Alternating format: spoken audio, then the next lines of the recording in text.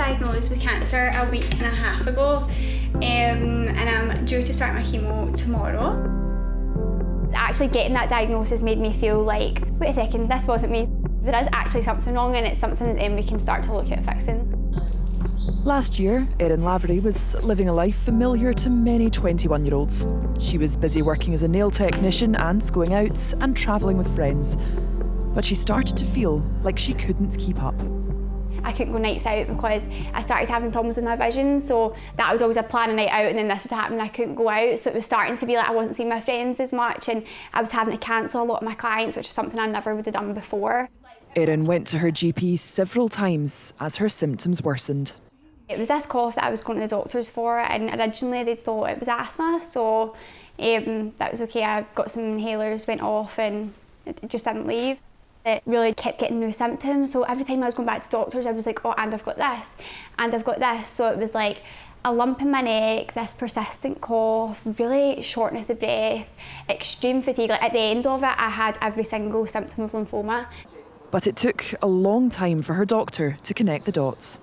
I had my hair done, I had my makeup done, I looked very well, and I think immediately the doctors were just thinking, and it's very common as well in young girls, it's low iron, or it's like girl problems. And there was a time, the last time that I went to the doctors, I was like hysterical, and I was saying like, something is really wrong here, like I feel like everything's connected, and she was like, no, it's low iron. Yeah, I think age had a massive part in it. So by the time Erin was diagnosed with Hodgkin's lymphoma, she actually felt relieved. I think people normally, they're like, why were you happy about a diagnosis like that? But for me, it was like, well, we know what this is then. I was at the point I was starting to think I was going crazy. I was going to doctors so much, and I was thinking like, how can nothing be wrong here? She'd barely got her head around it before she was thrown straight into treatment. But yeah, the chemo started, so I got my full diagnosis as well today. So it's classic Hodgkin's, that's stage 3 BE. Lymphoma. Cancer diagnoses among the under 50s are on the rise.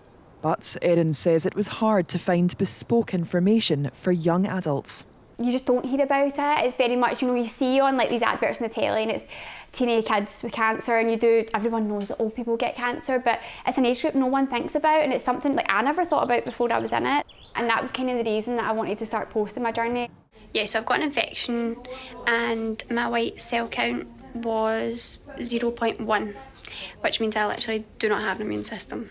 She documented her whole experience on TikTok to raise awareness and offer support to others. How important's that online community been for you? It's just incredible, like for me, but also for others. It's gave me such a thing to like focus on. When I was getting all this bad news, it was like, right, okay, and then literally my next thought was like, oh my gosh, I need to tell everyone. They've watched me go through the whole chemo journey, so if they're someone that's about to start their chemo, they know then, okay, well, this was what she was doing when she was on it, and they can kind of start to gauge like what it's actually like. At just 21, Erin found she was having to think about her future fertility and relied on her online community for advice. It's something that you don't think when you get that diagnosis. Like, a lot of people forget that that's also part of it, but because these treatments are so toxic, it's a side effect for everyone, girls and boys. I think it's really difficult. See, when it's your medical team that make it, it's so without your hands, but when they're coming to you saying, do you want to do this preservation treatment? What's your thoughts on this? Like, that's when it's really difficult, because it's, how do you make a decision like that from your future? But Erin says it was important to document the highs as well as the lows. Can you turn the music up? Thank you. It was very much like, I wanted to make sure I was still living throughout the treatment. It wasn't like nothing is happening this time, and when I'm better, that's when I'll do everything. It was like, well, as long as I am alive, I'm going to be having fun, even if I'm not very well. That attitude is one Erin shares with Paolo Lizzeri. He was 25 and had just graduated when he was first diagnosed with lymphoma. I had a lump in my neck, sort of around here. I didn't really think much of it at the time. I was very young. I kind of thought I was invincible, and therefore I did not think anything like this would happen. But I went to the doctors anyway to get it checked. Got a biopsy, and about a week later I got referred to the hospital. Went by myself, went to see the doctors, and they sat me down and they said, you've got Hodgkin's lymphoma, which is obviously blood cancer. And it was kind of like the world crumbled in around me. So, like sitting in that seat, I still remember the feeling. It was like a bit of shock,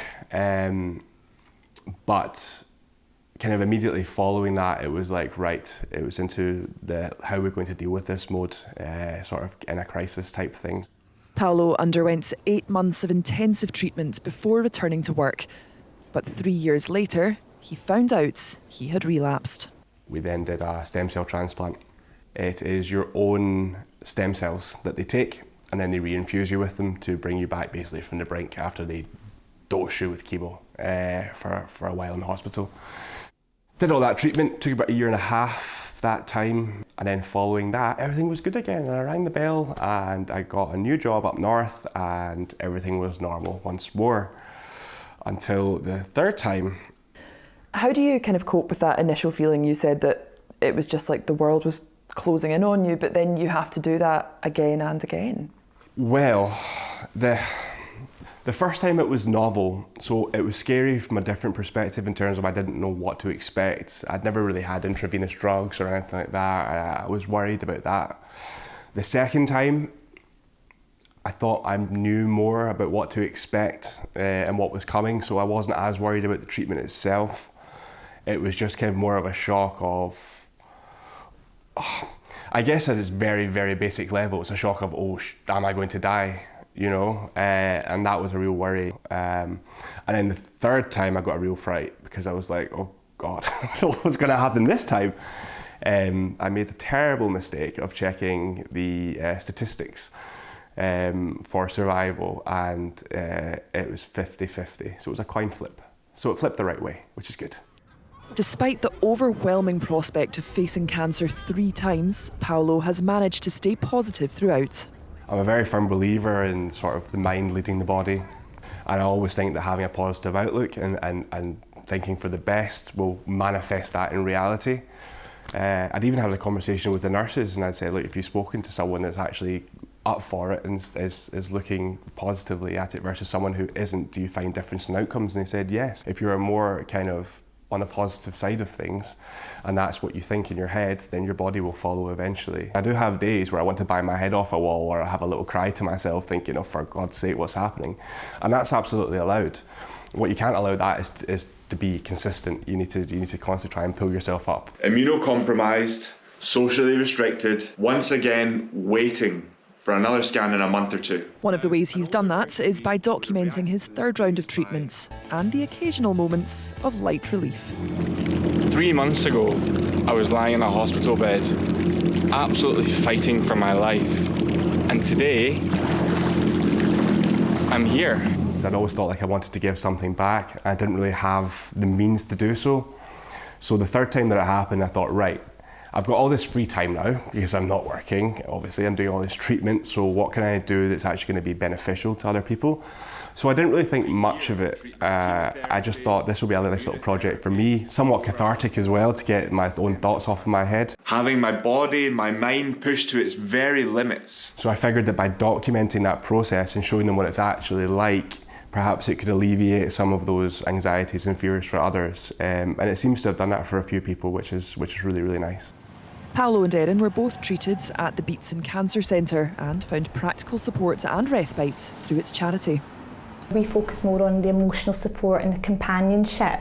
Our team are complementary beauty therapists, podiatrists, but we believe a lot of it is about listening to patients, providing that ear, whether it's a younger patient, then trying to scoop up and support the family members as well, and accepting that we cannot change or alter things in our roles as we're not medical, but being there to provide a glimmer of hope, having conversations, talking about interests, likes and dislikes, and not always relating everything to the cancer treatment and what that person's going through in the moment, but being that opportunity for them to express themselves and always be there to talk, to listen in a non-judgmental way. I moved over to the Beatson today, so I'm much happier in the Beatson as well. So yeah, I'm starting to feel good again. It's just been like something I can't even really put into words. Like the Beatson, when you go there, it's not just about me, it's about my whole family. And that was something I really worried about, was like, I was just so, I hated the thought of them being upset, I hated the thought of them being stressed. So just knowing like my nurses were looking after all of them too. It's mind blowing that it's in a hospital, but those spaces are so important because that's what makes you feel again. It can just, you stop thinking about your treatment when you're in them. Within the last month, Erin has returned to the Beatson, but for a very different reason. I'm now cancer free. It just doesn't feel real, and it's something that, you know, again, like when I was waiting on these results, I've not been able to think about this date. But like getting that news is just something that, yeah, it's amazing. Now, after months and years of gruelling treatment, she and Paolo are looking to make up for lost time. I very much have my eyes set on the horizon, and after 3 times you kind of get a bit comfortable that things might not go your way, and that's okay. So ultimately I just look forward, doing my best to try and build, and if it all goes tits up at some point, then that's fine. We'll deal with that then. You know, cross that bridge when we get to it.